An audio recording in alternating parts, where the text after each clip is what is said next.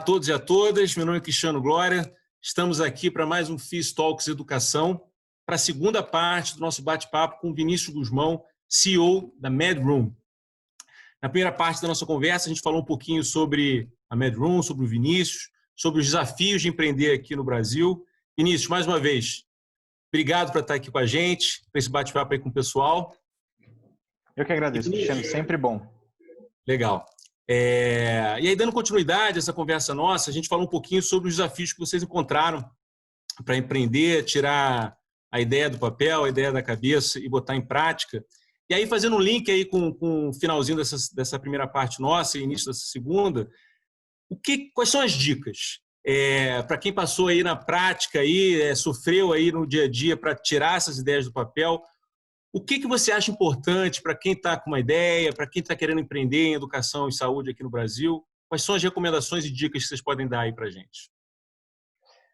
Eu acho que assim, não tem receita de bolo, isso é importante deixar bem claro. Eu não lembro eu vi uma citação em algum lugar, acho que foi no LinkedIn, que era receita de bolo só tem para quem fracassou, porque quem teve sucesso, quando você vai ver as histórias, eles têm muito pouca coisa em comum. Então, são caminhos muito, muito diferentes. Então, assim, acho que encontrar o próprio caminho é importante. E aí, para encontrar o próprio caminho, acho que tem ferramentas que a gente pode usar. Eu comentei de 3 coisas que a gente precisa se preocupar lá no primeiro bloco, que eram o usuário, o mercado em si, né, conseguir vender, entregar valor para conseguir receber valor do usuário, e a parte de captação de funding, porque isso é saúde para startup. Para quem está começando, empresa de base tecnológica, precisa de recursos, tem que estar sempre fazendo o negócio crescer. É importante ter essas 3 coisas sempre muito bem alinhadas. E eu acho que a primeira coisa, assim, pelo menos que a gente percebeu que fez muita diferença, é ecossistema. Então, o Brasil tem se desenvolvido nesse sentido. Então, o ecossistema de inovação, de empreendedorismo, de tecnologia em saúde em específico tem se desenvolvido. A gente consegue conversar com mais gente. No comecinho da MedRoom, a gente conseguiu fazer reuniões com os diretores do Einstein, a gente conseguiu fazer apresentação para o presidente da Bayer, na época o Theo Vanderloo. Então, assim, você consegue, sabe? Se você mexer os pauzinhos, conversar com pessoas, trabalhar no networking, tem uma coisa que vamos lá no Vale do Silício, a gente ouvia bastante, que é o serendipity, ou alguma coisa assim, que não é sorte, é você tentar criar a sua própria sorte, é favorecer a ssua sorte. Então, eu acho que isso é importante, estar nos lugares certos, conversar com as pessoas, e assim, não dá para saber se é certo ou não. O que você tem que fazer é fazer. Então, você tem que ir lá, dar a cara a tapa e fazer. Apresenta. Teve uma época que o pessoal falava, mas vocês não têm medo de roubarem a ideia e alguém executar? Aí eu falei, cara, até tenho, mas assim, se ele conseguir fazer mais rápido que eu, mérito dele, né? Eu vou tentar fazer, porque sozinho é muito difícil. Sozinho, trancado, a gente não consegue. Então, eu acho que, assim, primeiro de tudo é conversar, é participar dos eventos, participar do que conseguir aí de eventos de inovação e empreendedorismo. O FIS é um excelente local para você conseguir nutrir ideias, conhecer pessoas, entender as tendências. Então, consumir esse tipo de conteúdo é bastante importante. A gente participou de alguns programas de aceleração e incubação. Eles realmente aceleram o negócio, então você aprende bastante, é conectado com pessoas que às vezes não estão num círculo próximo de você, né? Estão a mais de 3, 4 pessoas, você consegue um empurrãozinho. E assim,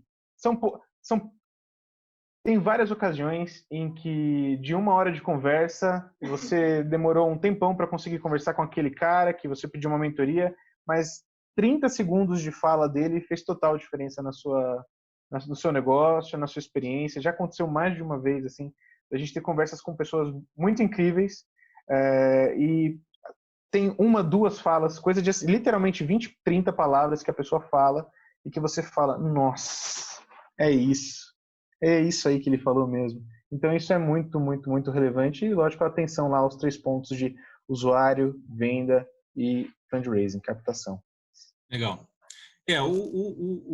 Na primeira parte da nossa conversa, você falou sobre o não também, né? De não se preocupar tanto com o não, etc. Eu acho que tem mantra aí importante para quem quer empreender, né? Quem quer fazer uma coisa diferente, é que envolve risco, né? Envolve você se expor, né? Envolve você botar a cara a tapa em muitas coisas, né? E quando a gente fala em inovação, empreender em educação e saúde, né? A saúde aqui no Brasil ela tem uma característica bem própria, né? Que a gente tem alguns grandes grupos aí, né? E a saúde pública. Então, você conseguir se envolver com esses stakeholders, conseguir ter uma aproximação, etc., tenho certeza que faz uma diferença muito grande. Você falou um pouquinho sobre a questão de mentoria, sobre a questão de ser incubado numa dessas instituições. Vocês tiveram essa experiência, né? Como é que foi essa experiência aí que vocês tiveram do início até começar realmente a ver uma diferença aí no dia a dia da MedRoom?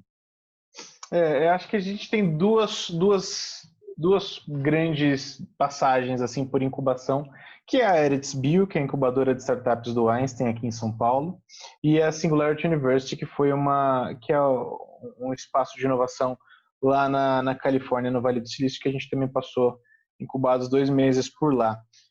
Eu acho que o principal, né, nas duas situações é realmente o que eu comentei ali de networking.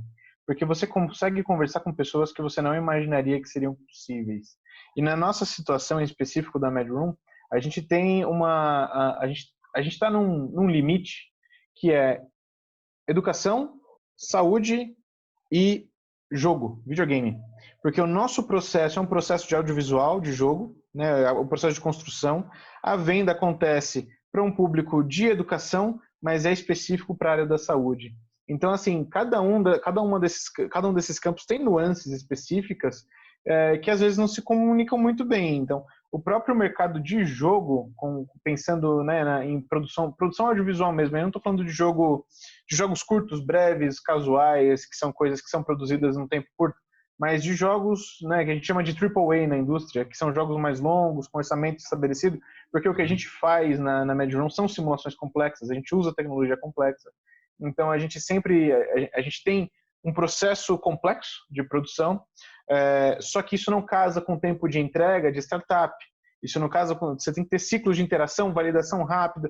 Então, assim, pensa que enquanto a gente está tentando desenvolver um filme, um longa-metragem, eu tenho que estar entregando, enquanto eu ainda tenho o roteiro, eu já tenho que ter alguma coisa rodando, já tem que ter alguém usando, já tem que ter feedback chegando. Então, é um baita desafio, assim. E quando a gente vai para esses espaços de incubação, de aceleração, a gente consegue resolver mais rápido os problemas. A gente bate boca com quem já falou, e às vezes é bater boca mesmo, de chegar e o cara fala, não, mas não é assim. A gente fala, não, mas eu tô fazendo, fez assim. Já. Aí o cara vem, não, mas olha a minha experiência aqui, eu já tentei isso, cara, não deu certo.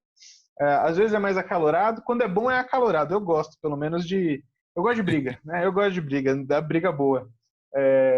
Mas eu acho que esse contato com essas pessoas que são de difícil acesso e são de áreas específicas, e aí pelo Einstein, a gente consegue conversar com gente muito incrível. Eu sempre gosto de lembrar do Daniel Kleff, hoje ele é Head de Educação no Google, e para a América Latina.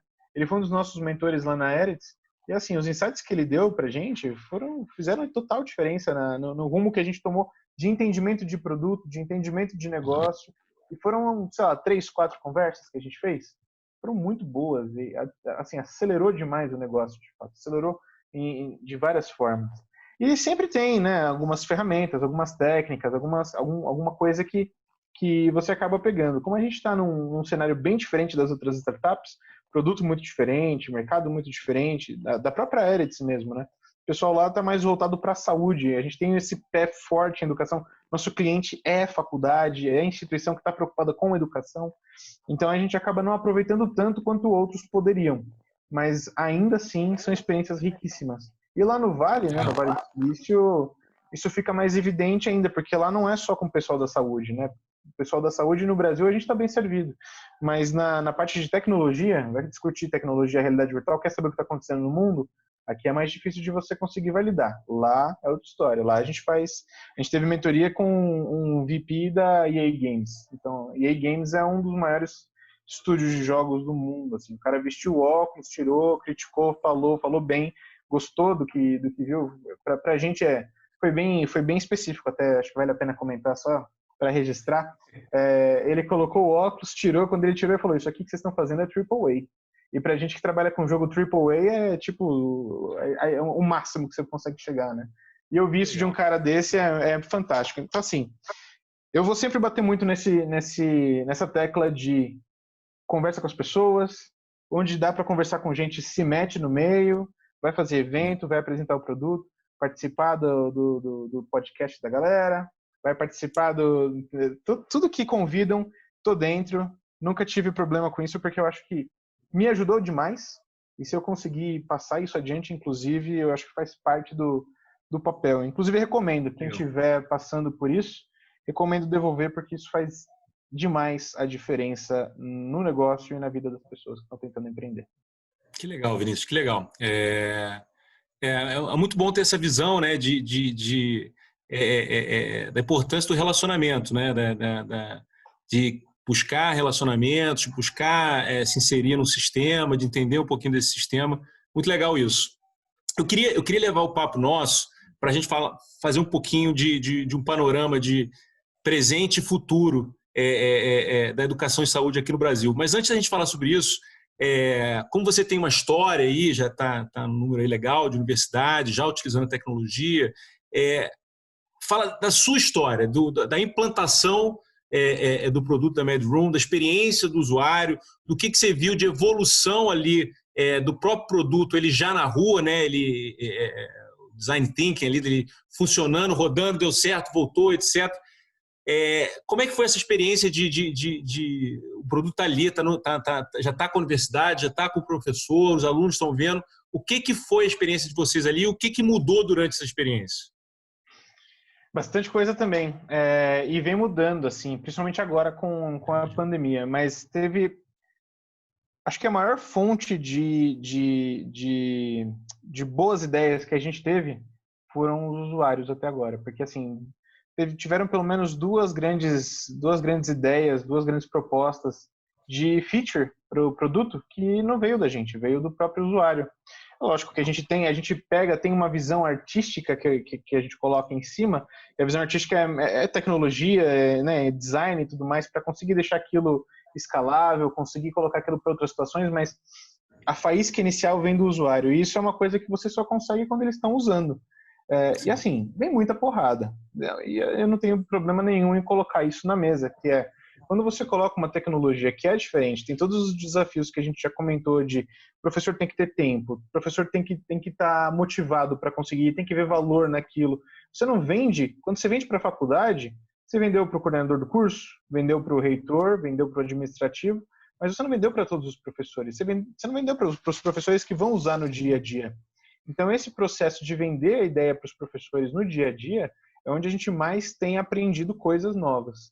Então, legal. Coloca lá, botão não funciona, volta para corrigir. Coloca lá um fluxo específico, eu queria colocar exame de imagem aqui dentro.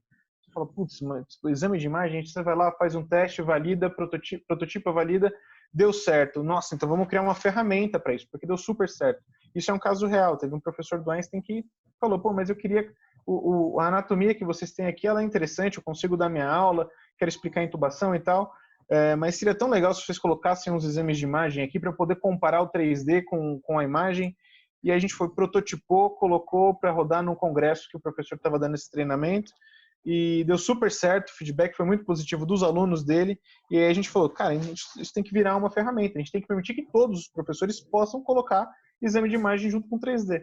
E isso deu super certo, tanto que é mais ou menos esse raciocínio de colocar as coisas na mão dos professores para eles construírem, é mais ou menos o que está guiando o nosso momento hoje, que não estou aqui para criar conteúdo, porque eu tenho conteudista na faculdade, tem conteudista em editora, tem conteudista em vários outros lugares. Eu estou aqui para mudar a forma como as pessoas se relacionam com o conteúdo em si.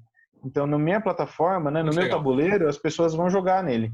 Então, eu preparo as peças, eu preparo a plataforma onde essas interações vão acontecer. Aí o professor cria conteúdo, o aluno recebe, enfim, a gente vai... Eu vou me separando um pouco mais dessa taxa de conteúdo mesmo, eu não estou aqui para discutir método, eu estou aqui para discutir técnica. Então eu mostro uma técnica para você poder usar no seu método, e aí o método que você usa, PBL, TBL, expositivo, sala de aula invertida, assim, fica a critério do educador, que é o papel dele, não é o meu papel. Meu papel é eu conseguir fazer essa relação ser o mais proveitosa possível. Muito bom, muito legal. Legal. É legal ver que você tem uma visão bem clara aí do relacionamento que você tem com o seu usuário e dos benefícios que esse relacionamento pode trazer aí para a melhoria do produto, né? Muito legal. Assim, não vem de graça, porque a gente tem que ouvir bastante xingo, tá? Tem que ouvir bastante Sim. xingamento no meio do caminho. Ah, mas não tá funcionando, mas calma aí, professor, vou arrumar. Na própria simulação, né, quando a gente fala do programa de capacitação utilizando a simulação realística, um dos primeiros paradigmas que a gente tem que quebrar é sempre deixar claro o seguinte: a simulação é uma técnica, não é uma tecnologia. Então não adianta você comprar um robô, um manequim, etc., e falar que com isso você tem simulação realística. Não, você pode ter aquilo para várias coisas. Você pode treinar uma intubação ali com aquele manequim e você está treinando uma habilidade técnica, mas não está fazendo uma simulação realística. Então, esses paradigmas de entender o papel da ferramenta e como esse educador quer usar essa ferramenta e vocês darem essa liberdade, acho que é muito legal, um entendimento muito claro do produto que vocês têm. E aí faz o gancho para esse momento que eu queria conversar contigo, que é uma visão de presente, né? Presente da educação e saúde aqui do Brasil, e aí linkando para uma visão de futuro, né? Eu acho que vocês tiveram que quebrar algumas barreiras, né? A introdução de uma nova tecnologia, tenho certeza que foi um trabalho difícil, mas aí chega 2020, a gente tem aí uma pandemia, uma situação completamente inédita para todos nós, e a gente não está bem certo como é que vai ser o futuro da educação pós-pandemia, né? A gente está vendo instituições de ensino que estão conseguindo se adaptar, estão vendo isso até como uma oportunidade, entre aspas, de trazer mais tecnologia, ter mais cuidado aí no relacionamento com seus alunos, e outras que não estão conseguindo se adaptar e vão, com certeza absoluta, deixar de existir. Como é que vocês veem esse momento atual nosso e a visão que vocês têm de futuro da educação e saúde aqui no Brasil? É bem complexo, né? Acho que ninguém tem grandes certezas, acho que está todo mundo discutindo isso, a academia, Sim. as faculdades, então tem bastante coisa. O que a gente tem é uma tentativa de visão, né? A gente desde que começou a pandemia, a gente teve dois momentos, a MedRoom teve dois momentos. O primeiro foi o número de estações de realidade virtual que a gente vende por cliente caiu. Então, assim, eu vendia uma sala de realidade virtual para uma faculdade. Era presencial, é virtual, mas é presencial. Sem aula presencial, ela não tem a necessidade de tantas estações. Então, ela pega menos estações para conseguir produzir conteúdo, gravar a aula, fazer aula ao vivo, usando VR e tudo mais. Tem uso ainda, mas ele caiu o número de estações por faculdade. Só que, ao mesmo tempo, tem um número maior de faculdades procurando solução. A gente tem na área da saúde essa discussão, né? Eu lembro que teve uma capa de uma das edições acho que era do Crefito, a revista, não lembro agora, que colocava um aviso, né? EAD na saúde não pode, proibido. E você fala, mas é uma crítica válida. É válida. É uma área que precisa de uma prática, de uma vivência, que é muito difícil de você colocar isso dentro da casa de alguém. É muito difícil você ter essa sensação de trabalhar, de estar na pressão, de estar num ambiente onde... Pensa o seguinte, a gente tem conteúdos, né? Tem assuntos específicos que eu preciso conhecer um ambiente que é diferente do meu ambiente atual, é diferente do meu ambiente do dia a dia, e eu vou para a faculdade para isso. E na área da saúde eu tenho muito disso. Tem uma aula com cadáver. Onde é que eu vou ter cadáver na minha casa? Então, assim, é um relacionamento com o conteúdo que é muito difícil de reproduzir. Então, nesse cenário, o presencial é muito difícil de abandonar. Eu não vejo o presencial acabando para a área da saúde, pelo menos. Mas, ao mesmo tempo, a gente está vendo na pandemia um outro cenário surgindo que cara, tem muita coisa que dá para ser à distância. Dá para fazer educação à distância, dá para fazer educação assíncrona, tem muita coisa, muito objeto de aprendizado que você consegue trabalhar com o aluno sem estar necessariamente frente a frente com ele, sem estar presencialmente no mesmo espaço que ele. Então, eu acho que a gente vai conseguir sair com um equilíbrio melhor disso, do que é presencial, do que acontece à distância, do que é síncrono-assíncrono, e teve esse intensivão de EAD aí para boa parte dos professores também. Então, querendo ou não, os educadores vão estar um pouco mais familiares com com as tecnologias, com o que está disponível, com o que é isso, né? O que é ensino síncrono, assíncrono. Tem professor que nunca ouviu falar dessas coisas. E agora eles estão tendo esse intensivão. Eu acho que, do ponto de vista da MedRoom, né? Então, o que a gente está tentando fazer é entender esse momento de... Então, não é à distância, não é presencial, é híbrido. E no híbrido, como é que a tecnologia se encaixa? E aí, os nossos desenvolvimentos têm seguido para essas linhas agora. Eu acho que a mudança vai ser muito nesse entendimento do relacionamento entre o presencial e o à distância mesmo. Eu acho que você falou uma palavra aí que é chave, né? Equilíbrio. Eu acho que a visão que eu tenho que esse novo normal que a gente vai entrar aí, com essa nova fase aí, vai ter um equilíbrio muito maior sobre o presencial e o à distância. Eu acho que teve um intensivão mesmo, as pessoas entenderem o que dá certo, o que não dá certo, onde a gente tem que investir, onde é que a gente tem que capacitar para ter um modelo mais equilibrado aí de relacionamento com o aluno. Muito legal, Vinícius. Eu acho que startup de sucesso, né, uma empresa tem que ter esse dinamismo, né, de se adaptar às situações, se adaptar às mudanças, sejam elas drásticas, como essa que a gente está vivendo agora, sejam elas às vezes mais sutis, né, de uma interface, de um ponto que um professor levantou, que um próprio aluno levantou. Muito legal. Eu acho que se você puder falar um pouquinho também, quem quer conhecer um pouquinho mais da MedRoom, conhecer um pouquinho mais do trabalho de vocês, onde é que eles podem encontrar essa informação? A gente está em todas as redes sociais. Como é um produto bem visual, recomendo o canal do YouTube MedRoom VR para conseguir dar uma olhada em vídeo. É legal ver. Assim, não é a mesma coisa de estar com óculos, mas é bom ver porque dá para ter noção do que a gente está falando aqui. LinkedIn também podem achar lá MedRoom VR em todas as redes, medroom.com.br o site. Quem quiser discutir tecnologia, entender um pouco melhor, levar a tecnologia para dentro da faculdade, é só procurar a gente. Muito bom. Vinícius, muito obrigado pelo tempo aí que você disponibilizou aqui para a gente. Eu, como você, eu acredito demais nessa troca, de você ter um espaço realmente para trocar experiências. Eu acho que todo mundo só tem a ganhar a gente criar um ciclo aí virtuoso aí de inovação, de troca de experiências, desafios de sucesso. Então, muito obrigado aí pelo seu tempo. E para todo mundo que assistiu a gente, obrigado. Quem quiser saber mais sobre a iniciativa FIS, acessar no site www.fis.org.br. Obrigado a todos e até a próxima.